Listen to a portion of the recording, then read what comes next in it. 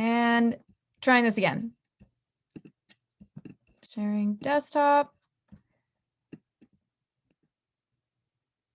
What is up? Is this full screen for you guys?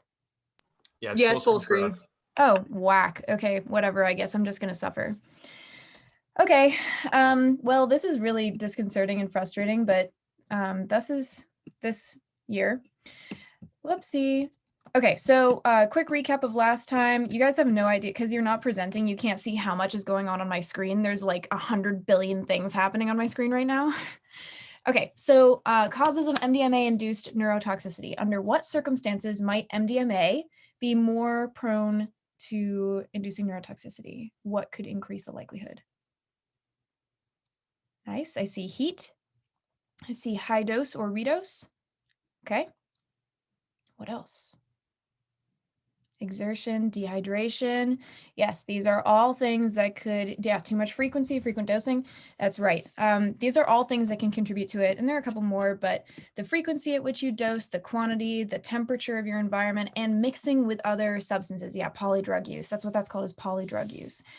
So these are all things that can influence the level of neurotoxicity in a given drug experience with MDMA. What are some ways that we can reduce these things while rolling? Harm reduction while doing MDMA. Drink water with electrolytes. That's right. Electrolytes are really important while rolling, especially because you're losing a lot of salt while you sweat. Salt is a critical electrolyte.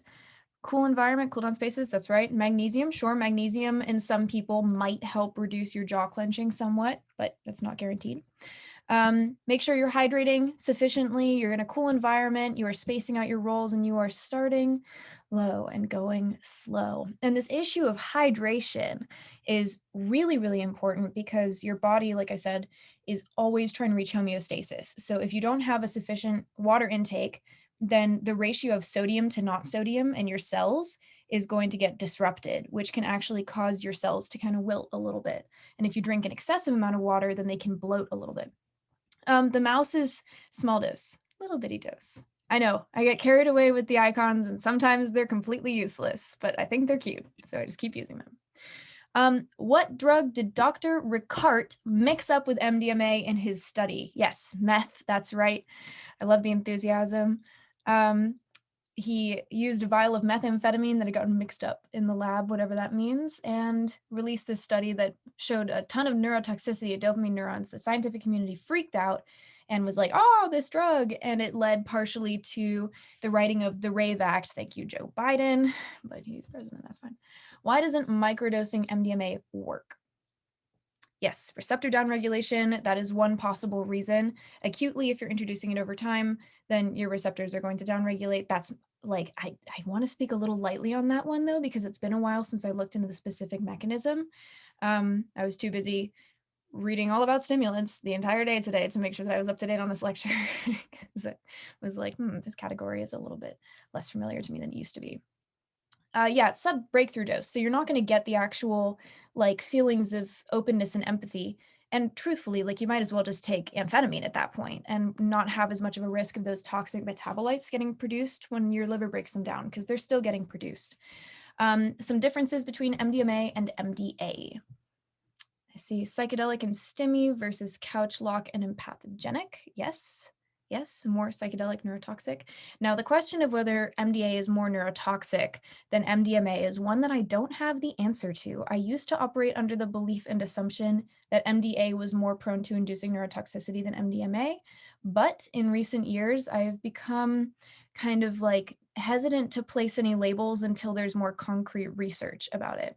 And we're going to talk about concrete research with stimulants today.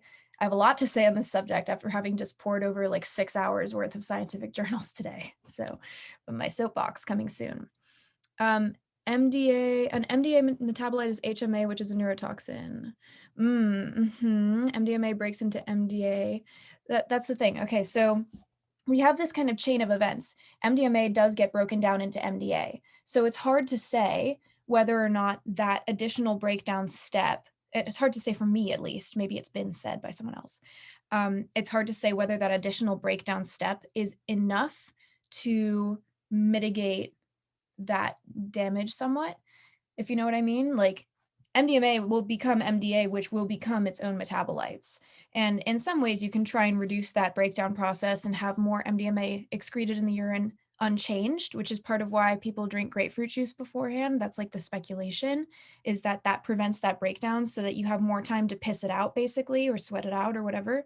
But I just don't think we have quite enough knowledge just yet. What are eye wiggles called? What is the term for eye wiggles involuntarily? Starts with an N. It's fun to say.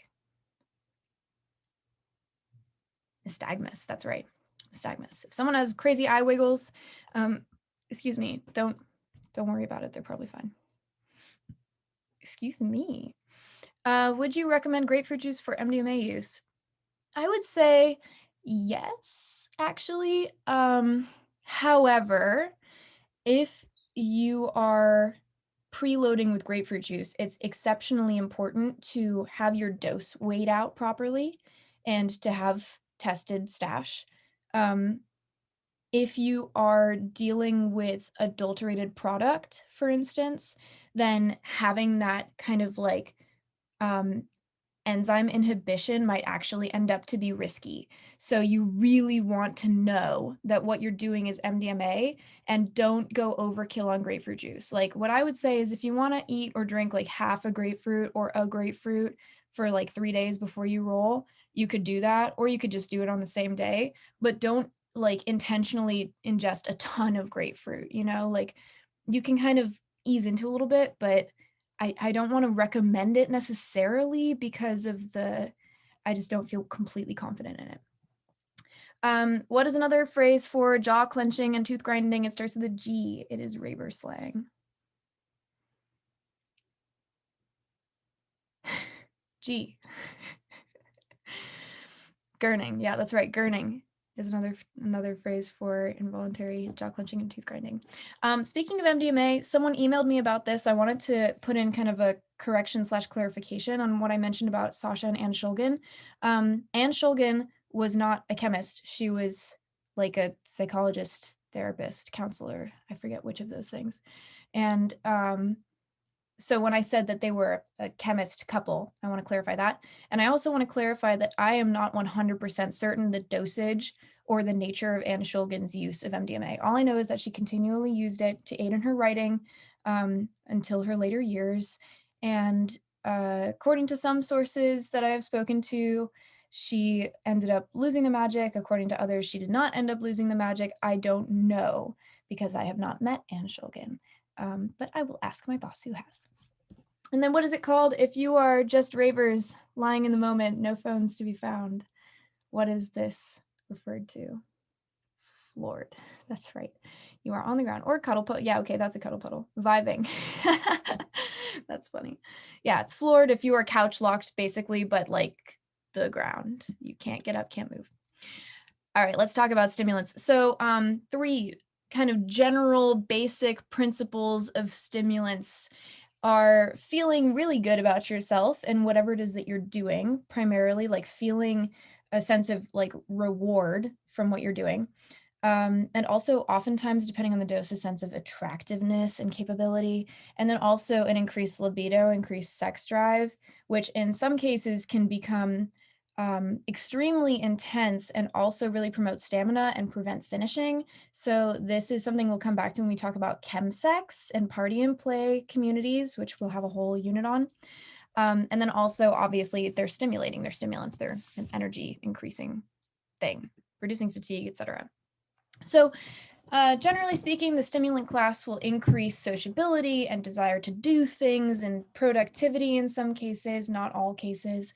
I've definitely known quite a few people who have snorted 30 milligrams of Adderall off of the desks in the library and then taken Harry Potter quizzes for 4 hours. So like what your attention is directed towards is not guaranteed. And then you can also have things like bruxism, which is the jaw clenching or tooth grinding. Ego inflation, which can be a little bit off-putting if you are really stimulated and talking to people who aren't in particular, or kind of like overestimating your social abilities in that moment, which happens sometimes on higher doses. And then also there is a come down and crash, usually from higher doses of any stimulant. And sometimes this can also result in like this excessive pressure to socialize, pressure to speak, decreased need for sleep, decreased need for food. And we'll come back to why all these are relevant. So this is just, general. This is probably not as relevant to you guys, but they're prescribed, they're taken at parties and in social environments, they're taken at work. We don't really have to go into that. Bam. Now, let's take a look at some more chronic use kind of terms that might really come into play for high doses of stimulants, for regular chronic use of stimulants. And one of them that I'm going to throw in here is punding, which I'm sure that most of you have not. Psoriasis again, shut up. I'm sure that most of you have not heard of punding, or maybe some of you have. Punding is like a repetitive, obsessive motion or activity that is done kind of compulsively. It has similar tendencies to like the compulsive behavior seen in OCD, but like in a very different sphere. So punding is something that related to fidget spinners. Um, Punding it's kind of like we don't really fully understand the mechanism by which punding works, but it's seen in like Parkinson's patients and also in some individuals who are on the autism spectrum and a variety of other like mental health conditions. Can your baby is over there saying punding? Oh, ooh, mute thyself. That was terrifying, but really woke me up, so thank you. Yeah, we aim for auditory hallucinations in DrugsCo. Thank you for joining us. So punding is something that we're not really going to get into because I used to talk about it, but I'm retracting some previous statements that I've made about it. And the reason is that I used to talk about the relationship between high-dose chronic stimulant use and Parkinson's disease and Parkinson's-like symptoms. However, I am going to kind of refrain from doing so this time around because I've been doing a lot of digging into this subject and pulling up a lot of analyses of all of the data around stimulants and Parkinson's disease and things like punding that are sometimes seen in chronic long-term users of amphetamines. And there's a lot of fucking bias in that data, shockingly. And I'll come back to where that manifests in a minute. Then there's stimulant psychosis. It's just, it's psychosis, but induced in a more stimulated fashion, basically. Oftentimes, people who use stimulants chronically at high doses will go on multi-day binges in some cases that can lead to a really severely decreased need for sleep or ability to sleep. Honestly, I would say that one of the most significant determinants of psychosis that I have witnessed is a lack of sleep. And we'll come back to this when we talk about recognizing and identifying mania and psychosis. And also this can just occur from like having a really intense experience on a stimulant. But I would definitely say that lack of sleep is like the major indicator here. And then skin itchiness can come from a lack of blood flow to the skin. And we'll see why that might happen soon. And also why the meth sores thing is such a problem. So we'll come back. So major effect, I'm taking too long already. I gotta speed up. Major effect of stimulants is vasoconstriction. So your blood vessels are either vasodilated or vasoconstricted, or normal. I guess they could be normal too. So a vasoconstricted blood vessel is being squeezed, which means that there's more pressure as the blood goes through it. So in cases like the substance 4FA, 4-fluoroamphetamine, which is, I know that a certain someone is going to pop into the chat right about now and be like, 4FA. 4FA is a stimulant, an amphetamine-type stimulant. Yeah, I know. That has been known to cause cerebral hemorrhage in people because of its incredibly steep spike in blood pressure. Now, cerebral hemorrhage is when a blood vessel in the brain bursts and leaks blood in the surrounding areas. And part of how that happens is this excessive constriction of blood vessels while also pumping blood harder and faster through them. And this can lead them to burst and break and also become kind of weaker over time. And then there's mydriasis, blown out pupils, and this is not nearly as prevalent as it is on psychedelics, but there is some pupil dilation on many kinds of stimulants, particularly cocaine, and appetite suppression. This will make you look at your salad very sadly and then let it wilt and then not want to eat it when the time comes. So this is actually a pretty major issue because people that are regular chronic users of stimulants at high doses in particular, like I said. And that's an important distinction. There's a reason I'm making it. I will explain why in a minute. Is that um, a lot of the consequences affiliated with chronic stimulant use are not from the stimulants themselves. They are from the route of administration and they're from the lifestyle changes that happen. And smoothies are one of the best foods for a suppressed stim appetite. That would make sense to me. Yeah, sure. Something easy to get down. Um, this concept of something like meth mouth, for instance, honestly, ugh, I have to wait to talk about meth mouth because it makes me super mad. Now, in looking at the diseases and disorders, ADHD, right, is treated by amphetamines that includes adderall and Vyvanse, or methylphenidate, which is Ritalin, which is a different kind of stimulant that we're not going to talk about right now. That's not the same as amphetamine. And then we're not going to get into Parkinson's because there's too much speculation here about the correlation between Parkinson's-like symptoms and amphetamine type substances. So we're not going to get into that today, but just know that that's an interesting thing to kind of look into if you're curious. And depressive, anxious symptoms can be acutely worsened, especially on the crash and come down. People with anxiety disorders, stimulants are often not your friend. Many people with anxiety feel extremely uncomfortable on stimulants and like they're going to crawl out of their skin. It's not the case for everyone, but a lot of people do, depending on the kind of anxiety, right? So just some quick terminology for those of you that aren't familiar. If you snort a line, it means it's a line. It is literally like it looks like a line of powder. And you take one of your snorty boys and you all the way down it. And sometimes people do it in little bits. Sometimes people do multiple lines. Please don't use bills to snort your drugs. They are covered in millions of other people's snot and blood and their drugs. So I would not advise doing that now or ever. Then there's a key bump, which is basically like you don't have anything else to snort it with. You stick your key into the bag, you measure out generally pretty inaccurate quantity because the ridges in everyone's keys are different. So what's one key bump on one key is different on another. Enjoy that when you're snorting something like 2CB that's milligram dependent. Always weigh out your 2CB. And then just some terminology for tools. We have a tutor, which I think is so funny. And that's basically just like a safer snorting device. And we sell them at Dance Safe. So check out our crisp tube tutors. They're like little keychain things. They're very cute. And then there's a pizzo, which is generally used to smoke either methamphetamine or crack. And then there's also a pookie. And I've always said that pizzo and pookie sound like two like animated rabbits that are going on adventures together. Like Pizzo and Pookie go to the grocery store. Pizzo and Pookie bake a cake. Like Mr. Putter and Tabby, if any of you guys read those for some reason. They're super cute books. So the way that a Pizzo works is you put the material at the end of it, you heat it from underneath, and you smoke it. And then vapor travels out the top.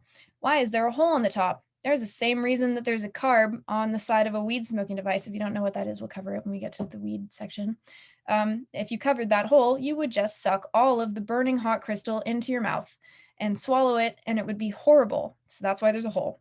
And then there's something like a pookie. Here's just like a closer up image of what it looks like to have a crack pipe and some ways that you can make it a little bit safer.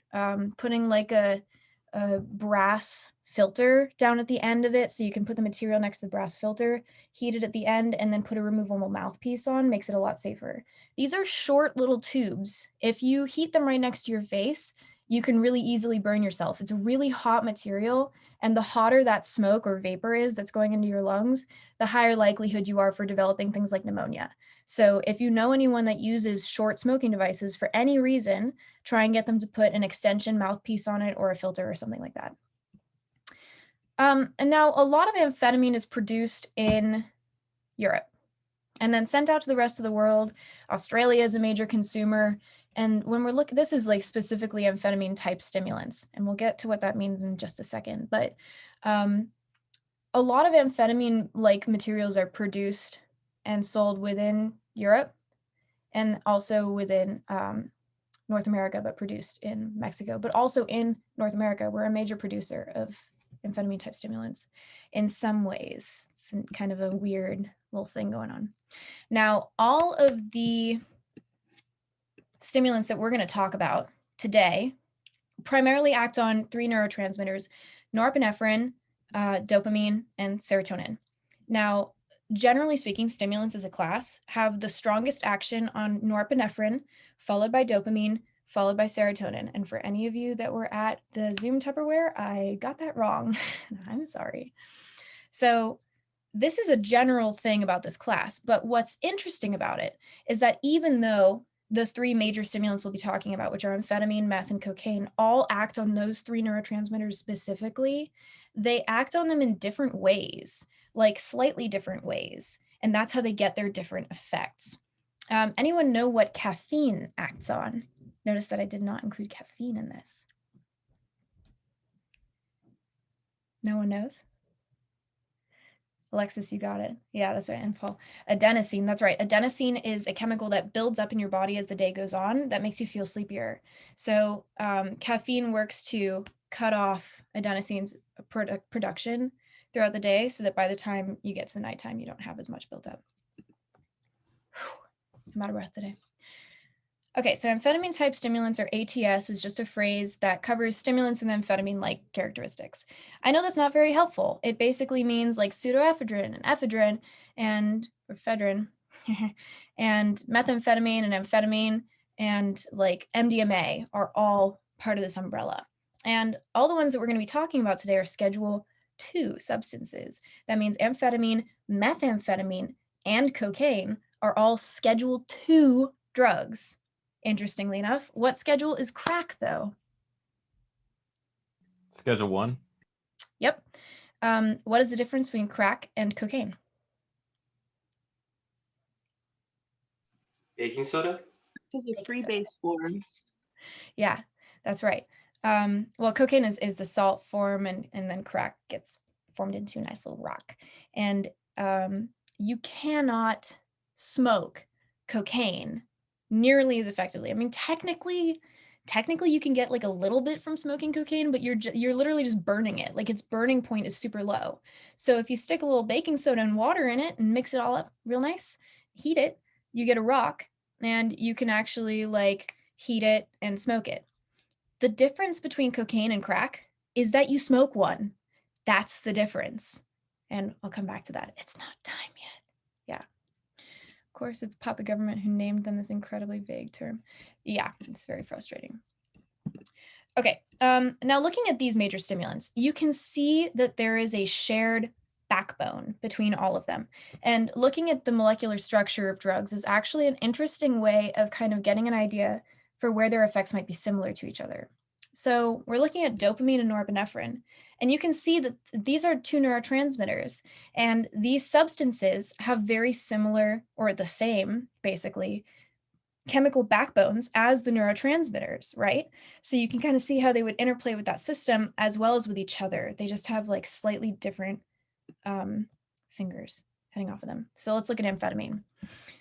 Standard dose of amphetamine is approximately 10 to 40 milligrams. I'd say 40 is on the higher side for a lot of people. It's usually 10 or 20 milligrams is what's usually consumed in pill form. And, it's Adderall. But also this can come in, I don't think there's 40 milligram IR. I'm just talking about like generally what people would take as their dosages. Like people would take 2 20 milligram IRs. So amphetamine is usually consumed, I would say, in the United States at least, in the form of Adderall. Yeah, 30 milligrams to my knowledge as well is the max. But it also comes in Vyvanse, which is slightly different. We'll come back to what Vyvanse is. And there's, it's just like you're on Adderall. There's not really a specific terminology for it that I'm aware of. Whoops, there's a 3 that I didn't animate because I realized that everyone hates it when I do 113 and 122 and whatever. So I changed it, but then I didn't animate them. No, I'm talking about a 40 milligram dose overall, just like you've taken 40 milligrams worth.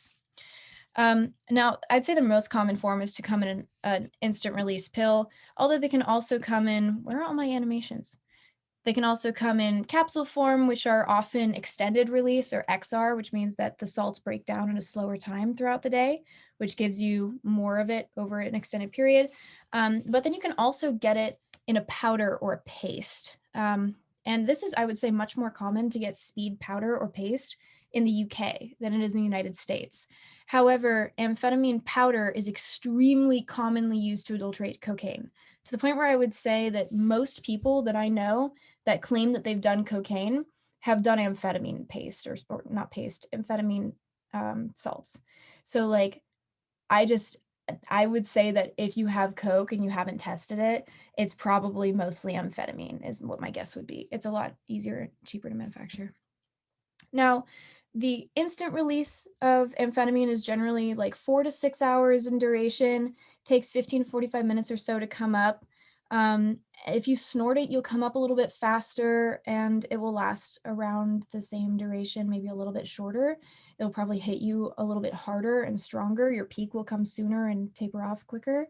The thing about snorting amphetamine is that if you have it in a pill form, you're also snorting binder while you do it.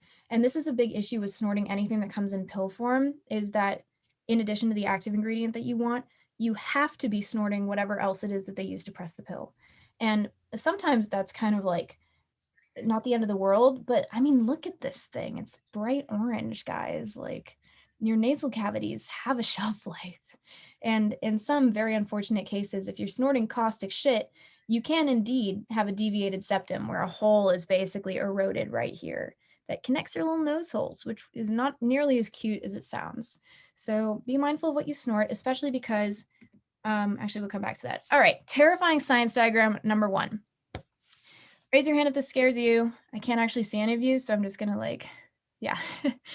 If this scares you, then that's understandable. We're gonna walk through it. Here's the gist of amphetamine and methamphetamine, generally speaking, in the brain. Amphetamine and meth have nearly identical neurological effects, but not quite. If they had identical neurological effects, they'd be both called amphetamine or both called meth, right? As I've said. So here's our little amphetamine molecule. Just follow one dot at a time and we'll get there. Now, how this works basically is that amphetamine sticks itself into the transporters. Remember the vacuums that are usually responsible for sucking up extra neurotransmitters and repackaging them? So it's the same as what MDMA does. It's swipe or no swiping. It sneaks itself in there. It clogs up that transporter, and then it pops bubbles that contain neurotransmitters and releases them.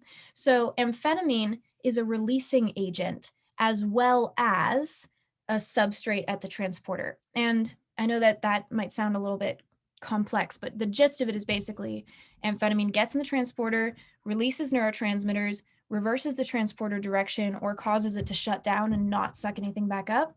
And then it also is thought to inhibit MAO. And the extent to which it inhibits MAO, I don't think is fully elucidated at this moment. And our current understanding, to my current understanding, is that it doesn't inhibit it massively, but it gives us some interesting clues as to how amphetamine can exert its effects.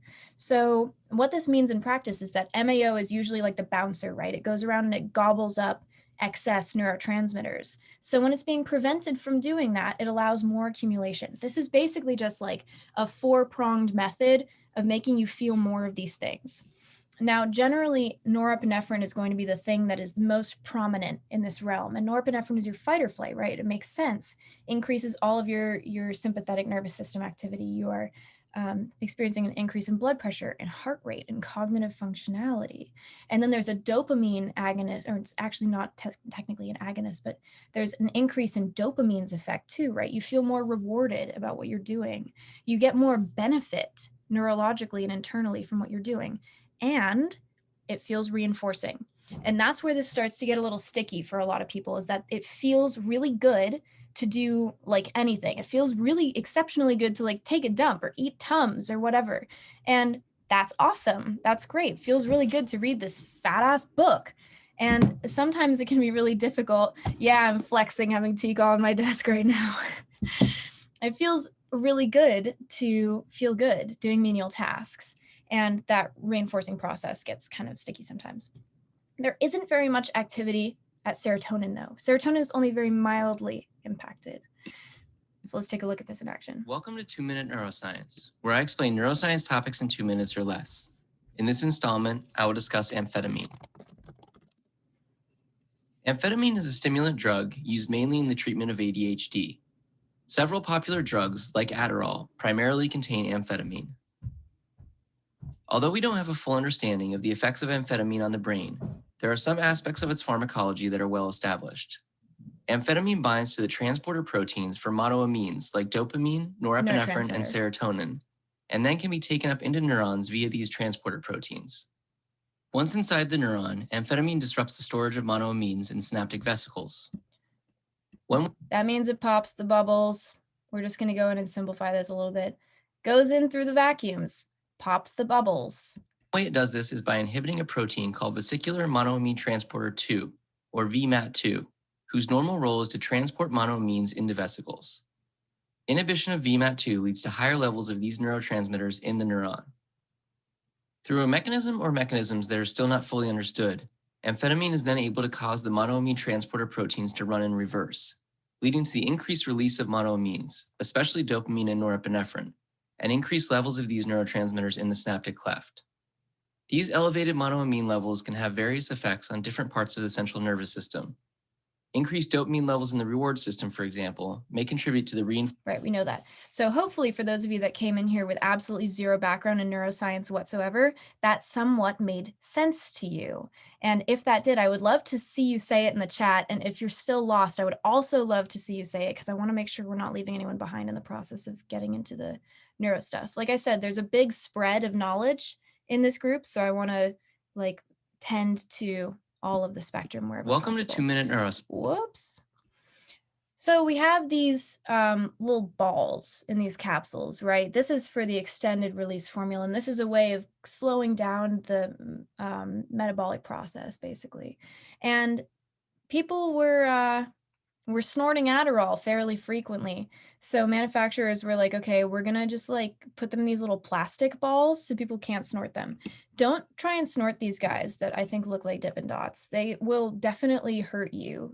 They made them unsnortable on purpose and they could actually cause pretty serious harm. So this is kind of just an aside, a little fun fact about doing drugs is that there's this method called parachuting, which is where you put your substance in a little thin piece of tissue paper, and then you roll it up and you pop it like a pill. And this is really effective in disgusting rave bathrooms when your capsule broke in your bag or otherwise got melted by someone's drink, which is awful. So parachuting is a method, and I'm not saying that you can use this for, there's not really much of a point using this for these little bead things unless you just want to slow down or speed up the breakdown that would require breaking down the gelatin capsule, because the gelatin capsule also takes time to break down. So tissue paper is a lot faster. Make sure if you do this, you use 1-ply toilet paper and a very, very tiny amount. Otherwise, you're going to end up with a massive wad of toilet paper that you have to try and swallow, and it will dissolve in your mouth and it will taste disgusting. So don't do that. Although it should be noted that Adderall pills are generally pressed with sugar, so they taste pretty good. Yeah. Now, just real quick, a note about isomers, this concept of these. This is a little bit more advanced than we would usually go in this class because it requires some more information about pharmacology. But if you are ever reading about amphetamine and you see dextroamphetamine and levoamphetamine, you're like, what is that? I don't understand. These are basically, isomers are mirror images of the same molecule. It doesn't really make sense to me either. As a person who isn't a chemist, I see this and I'm like, that is really bizarre and doesn't seem to be in line with the rest of science, but I will have to run with it. So dextroamphetamine is the right-hand mirror image of this molecule. Levoamphetamine is the left hand. And interestingly, they do different things. Same molecule, just mirrored different sides. So dextroamphetamine is significantly more stimulating than levoamphetamine. And yeah, this is not an exact representation. I just mirrored one image from Google. It's not a perfect representation. And then there's levoamphetamine, has more cardiovascular and peripheral effects than dextro. So they have different purposes therapeutically. And in amphetamine and Adderall, there's a 1-to-3 ratio. So there's 75% of it is dextro, 25% of it is levo. And I forget what the other stimulant medication is that is mostly levoamphetamine. that has that was produced with the intention of being less reinforcing and less rewarding. And then there's also Vyvanse, and Vyvanse is a prodrug, lisdextramfetamine, I think. Lisdex, yeah. That and that's a prodrug, which means that in the body it's broken down into dextroamphetamine. So part of the positive thing about that for manufacturers was that they were sick of all these students crushing up their pills in their desks and snorting them, and lisdexamphetamine cannot be crushed and snorted like that because it still has to metabolize into the prodrug or into the actual drug in your body. So just an interesting way of manufacturers trying to circumvent this issue. Now, historically, in World War II, a certain someone was really into amphetamine. Hitler was really into amphetamine.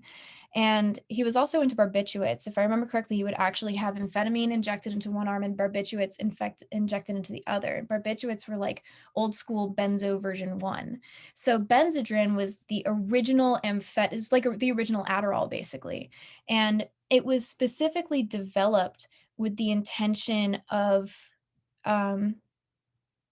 actually, I forget the specific reason that it was developed, but it was widely used in the war. It was given extensively to pilots and soldiers, etc., known as pet pills. And after the war was over, there was a shitload of it left. So it started entering the illicit market. And that's part of the reason that Benzedrine tablets started entering into the beatnik scene in New York City and Greenwich Village and stuff like that, which we'll come back to. We'll talk all about how that influenced beat culture and hippie culture. But then at the meantime, you had, I think it was called Oberol, was a prescription meth tablet that would be given to women who were obese, I believe was the treatment.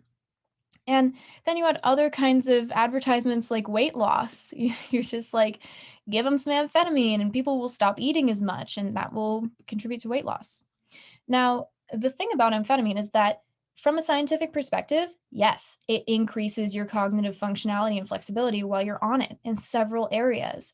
In fact, meth also increases your cognitive functionality and capability in several areas while you're on it, which is something that's frequently left out in literature, but they have comparable effects in terms of actually improving your ability to process information. Like your reaction time is increased. I think your visual spatial processing is also increased at certain dosage ranges, and it does improve your ability to build and retain muscle. So for this reason, it was banned in Major League Baseball. And amphetamine was actually known as greenies because I don't remember, but they were known as greenies. So it was banned, and lots of college students, lots of people in the workforce using it, whatever. Now, amphetamines are very dose sensitive is the thing. And so I'm just reading the chat. Yeah, there are lots of things about amphetamine that are like actually really useful. They can improve your reflexes and your cognition, whatever. But if you're taking them at really high doses or really frequently, it can actually have the opposite effect. It can reduce your cognitive abilities. It can cause rapid muscle breakdown, rhabdomyolysis, I believe is what the term is, and decrease your reaction time and cause really serious cardiovascular issues. So it very much is like the dose that you take of any kind of amphetamine is really, really, really major in determining whether or not you will experience generally beneficial effects as opposed to like breakdown-oriented toxic effects. Let's watch somebody do it.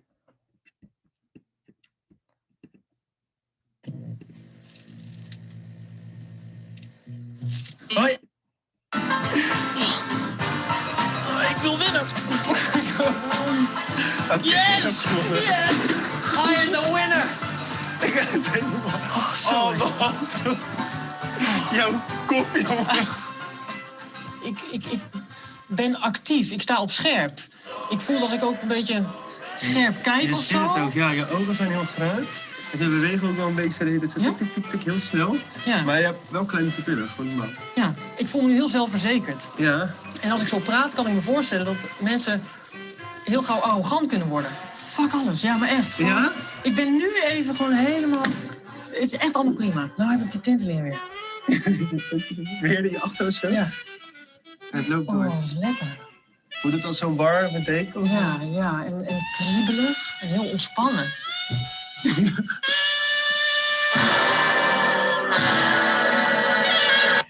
Raise your hand if you've been approached by a guy that looks like that at a party in the past.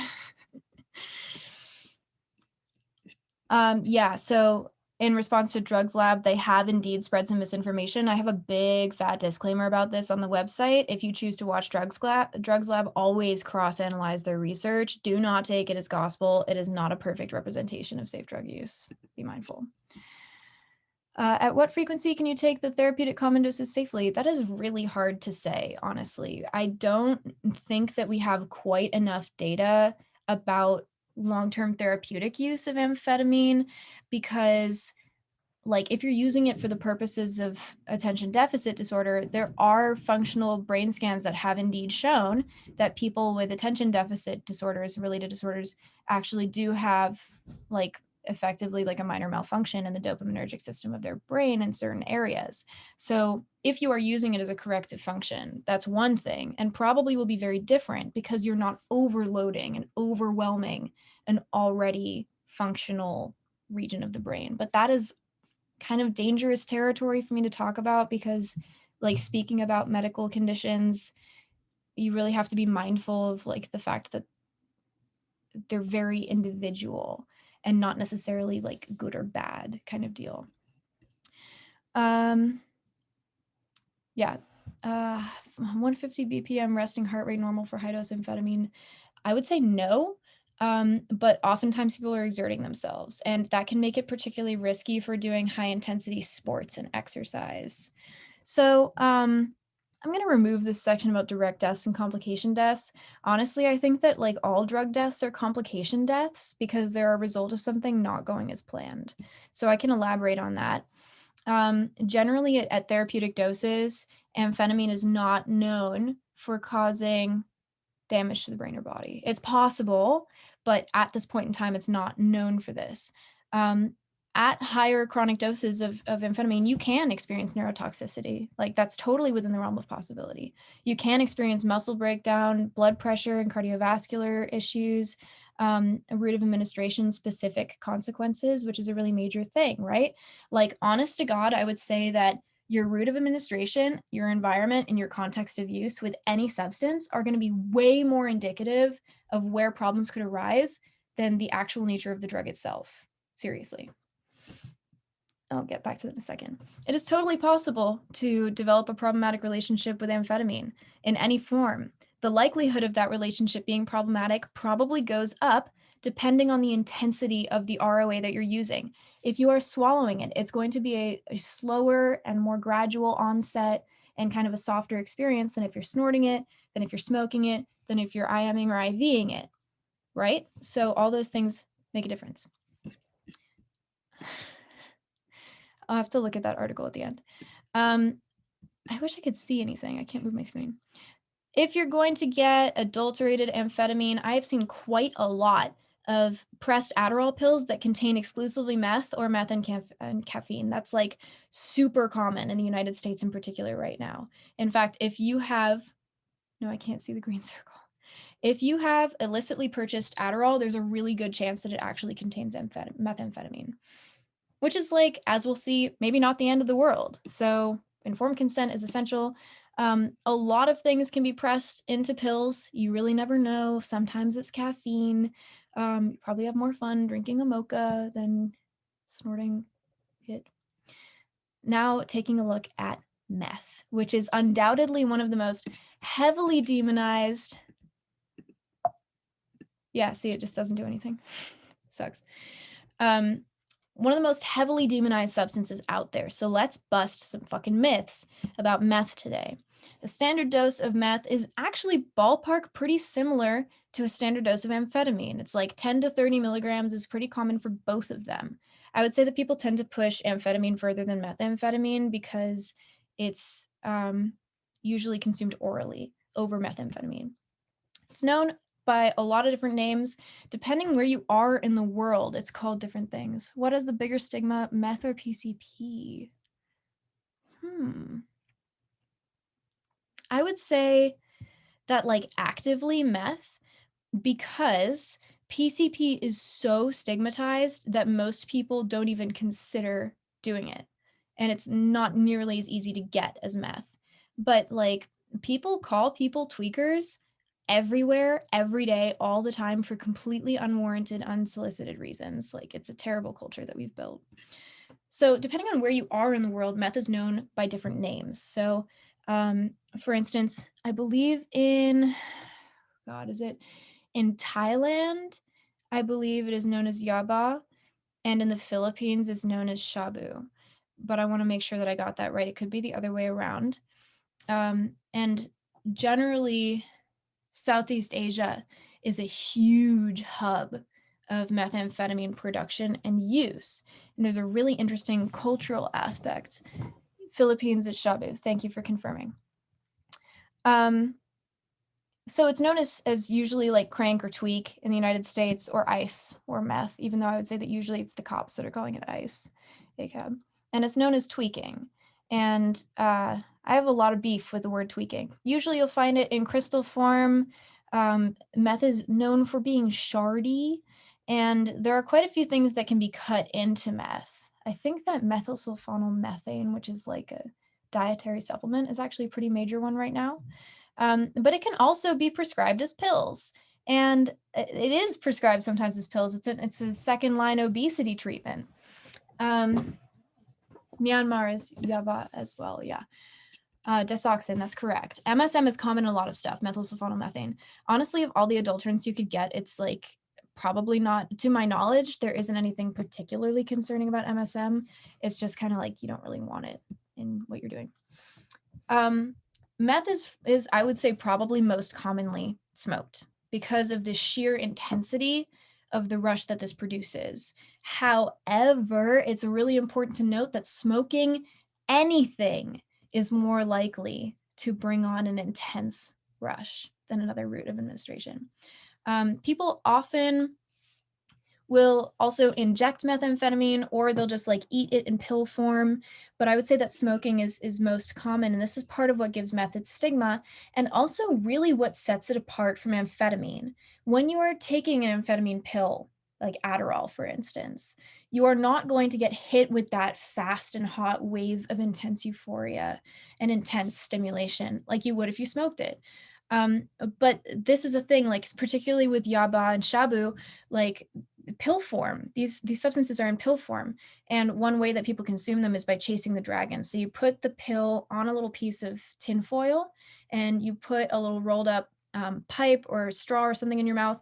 You heat it from below, and you chase it as it melts down the tin foil and inhale the vapor.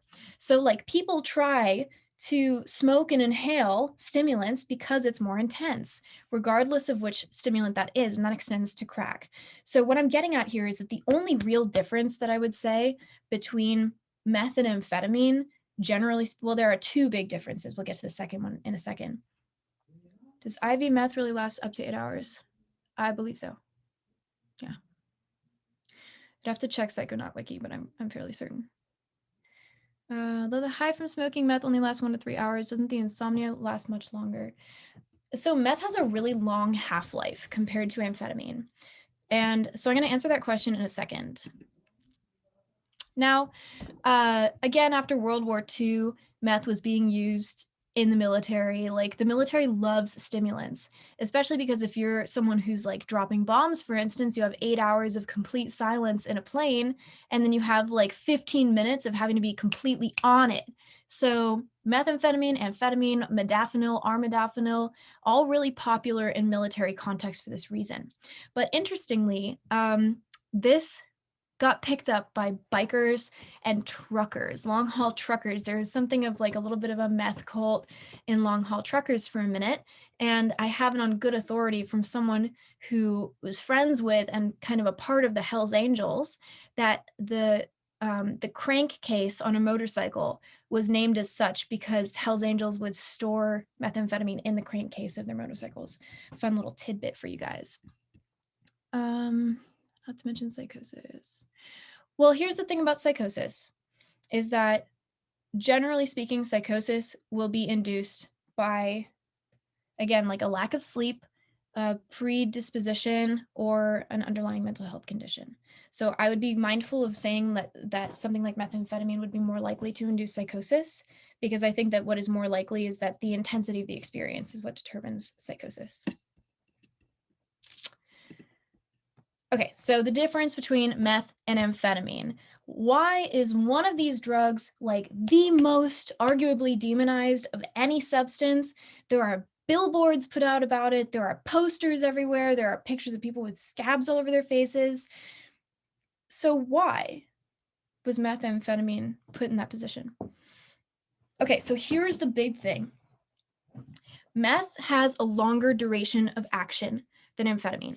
Both amphetamine and meth are capable of being neurotoxic in your neurons because of something that we'll come to in just a second. And if one of them has the ability to kind of stick around for even longer, those effects could be exerted for even longer. So is there a higher risk of neurotoxicity with methamphetamine? Honestly, it's possible. However, it's not as like instant severe as people say that it is.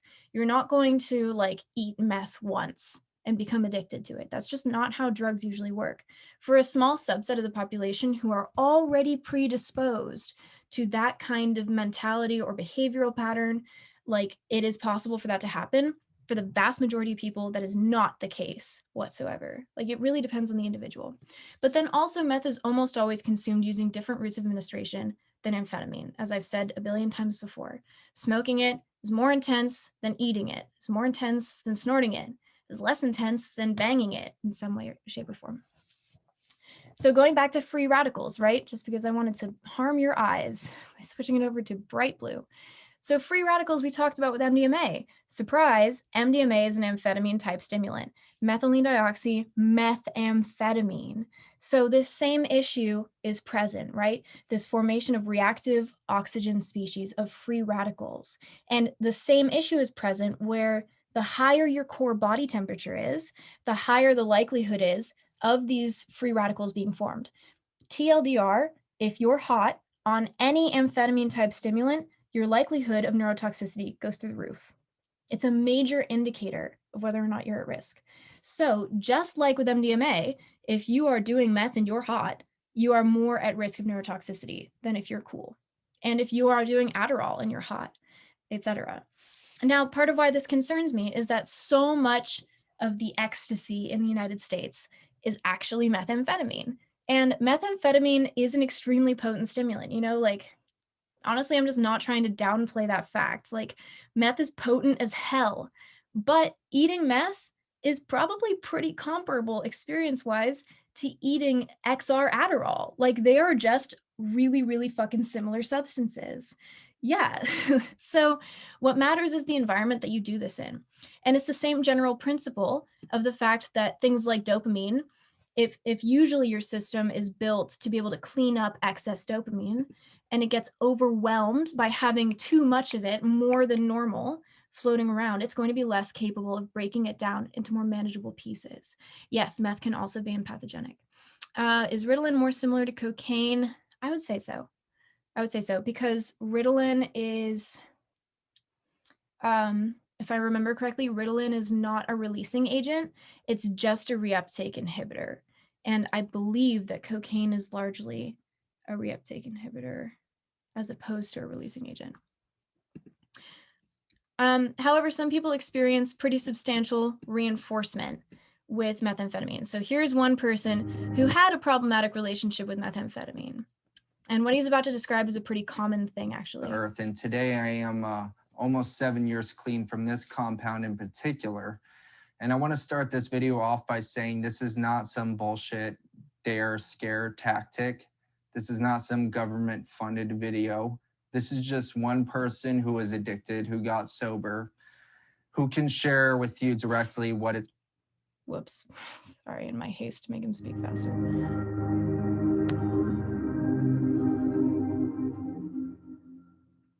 What's some bullshit dare scare tactic?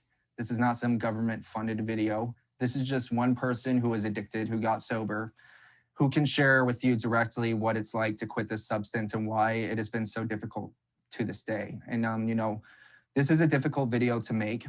And you know, it's triggering for me to make it because I have to relive some of these memories of what it was like. In one of my previous videos, I talked about why the substance was so addictive. And in this video, I want to share what it is like once you quit and why it's so difficult to stay off the substance and why it is so dangerous, extremely dangerous. And so I quit August 16th of 2011. That is the day I quit. Currently, it's June 10th of 2018. And when I quit this substance, it was very difficult. I didn't accept that I was never going to do it again, and I had to take it one day at a time. But what really got me was the fatigue, the lack of energy, unwillingness to do anything, and just feeling depressed, and also a lot of weight gain and a lot of insecurities, aggression, irritability, you know, pretty much acute withdrawal. And I want to say at the start of this video, I should have said this, but I only used this substance for 8 months. Now, I dreamt about it every night for the first 5 years, every night. When I would have the dreams, they'd be extremely vivid, or I would feel like they were real. And it would always be a dream of me trying to get the substance, or I would get a hold of the substance, and I would be holding, you know, my preferred method of as far as route of administration, which was a pipe. And I would be questioning why I would ever quit this substance to begin with in the dream. And then I would wake up, and I'd wake up in a state of shock because I had to realize that I can't do that anymore. And that's really what it was like. It was like grief. It was like grieving the loss of a loved one. I've lost people that I deeply care about, and I would compare this to that. So really, really fascinating channel. As everyone in the chat has said, it's remarkable when people share their experiences in that way. We're going to stop there because it is 10 o'clock or whatever hour of the night it is for all of you guys. Next time, we're going to finish up talking about methamphetamine and the incredibly racially and socioeconomically charged reasons why some 4 in the morning, I really respect you for tuning into DrugsCo. Thank you. You can get a little round of applause there. It's nice. So yeah, we're going to finish up talking about why this is such an incredibly complicated subject, and also start getting into cocaine, the subject matter. We are not doing group lines of cocaine. That would be very expensive and incredibly illegal and difficult to facilitate. So I hope to see you guys on Tuesday. I'm sorry for canceling this Tuesday, but I wanted to make sure that everything in this lecture was correct before going over it. So have a fantastic night, you guys. And yeah, have a great weekend. See you later.